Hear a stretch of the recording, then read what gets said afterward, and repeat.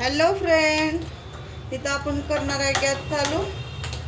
त्याच्यावर ठेवणार आहे कढई.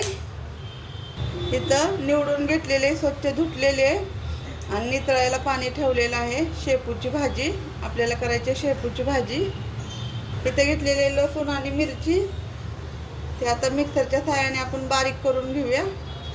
कढई गरम झालेले, तेल टाकून घेऊया जेवढं लागतं तेवढं. इथं लसूण आणि मिरची वाटून घेतलेली आहे, थोडीशी आबडधोबड केलेली आहे. आता लसूण आणि मिरची टाकून घेऊया तेलामध्ये. आता लसूण मिरची टाकून घेतलेले, एकदा तेलामध्ये हे करून घेऊया, मिक्स करून घेऊया. छान अशी लाल होतं जरा भाजून घेऊया. मिरची भाजत आलेली आहे, पाहून घ्या. कलर पूर्ण चेंज झालेला आहे मिरचीचा आणि लसूणचा. आता आपण त्यात शेपूची भाजी टाकून घेऊया.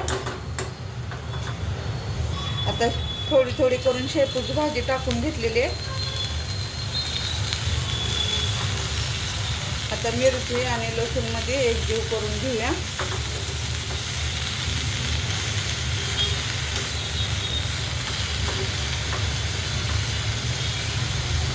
भाजी जेवढे आहे तेवढे मीठ टाकून घेऊया, म्हणजे चवीनुसार, म्हणजे पाणी सुटून जरा भाजी खाली जाईल. इथं आपण हरभऱ्याची डाळ टाकून घेऊया, भिजवलेले म्हणून टाकली. तुम्ही आवडीनुसार कुठली पण डाळ टाकू शकता. पूर्ण एकजीव करून घेऊया.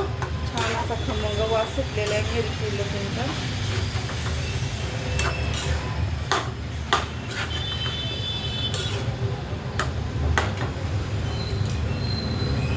तर एवढी डाळ भिजवलेली आहे गुरुवार असल्यामुळं, कारण की आम्ही गाईला डाळ आणि गूळ भिजवलेले देतो दर गुरुवारी.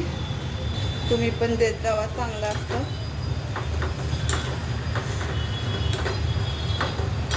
भिजवून दिली ना म्हणजे डायरेक्ट गाईच्या तोंडामध्ये टाकता येते आपल्याला. म्हणजे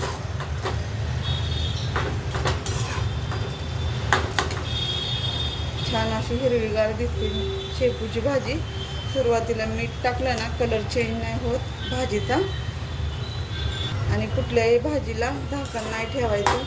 झाकण ठेवले की काळपट रंगावर भाजी होती, हिरवीगार नाही राहतं. म्हणून झाकण नाही ठेवायचं. जेवढं पाणी सुटत तेवढ्यात शिजवून घ्यायची भाजी, खमंग अशी लागते. आता आपल्याला थोडासा शेंगाचा कूट टाकायचा आहे, म्हणजे छान होती भाजी. वारं खूप सुटलेलं आहे, गॅस राही नाही असा दिसतो.